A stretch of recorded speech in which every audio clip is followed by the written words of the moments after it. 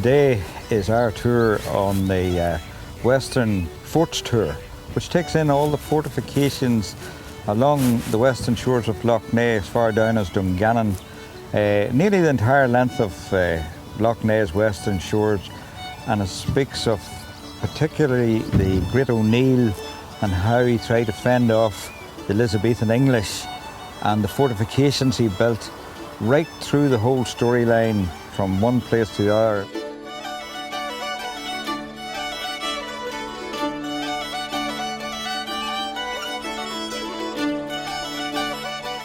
We're now at our first stop on our Western Fort tours, and we're the old cross off Ardboe.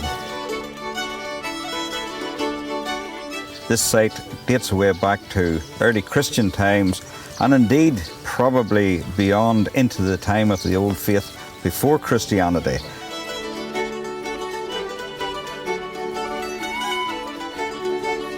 We're here on the second part of our tour of the Western Forts Tour. We're up on the great fort of the O'Neill, the hill of the O'Neill, in the town of Dungannon. And this site here is probably one of the most important sites in that this is where Hugh O'Neill lived. This is where Hugh O'Neill had his castle. This is where Hugh O'Neill could defend himself.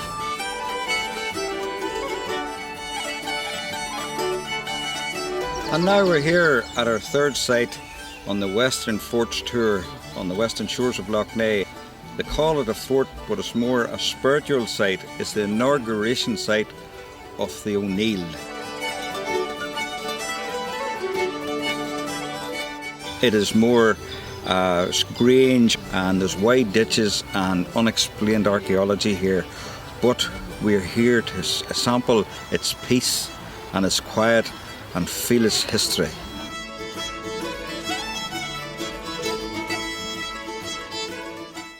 We are at the castle of Mountjoy, which is where history changed. It changed from the old Gaelic ways.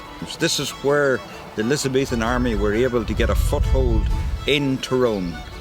And indeed, it is said in the writings of the time, whenever this happened, the axe was at the foot of the tree of the old Gaelic ways.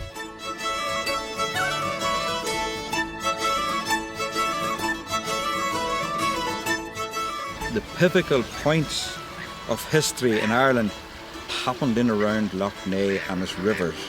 It's got so much history, it's got so much archaeology, so much mysticism. The best thing about Lough Neagh, it's its people and the people surrounding the lough.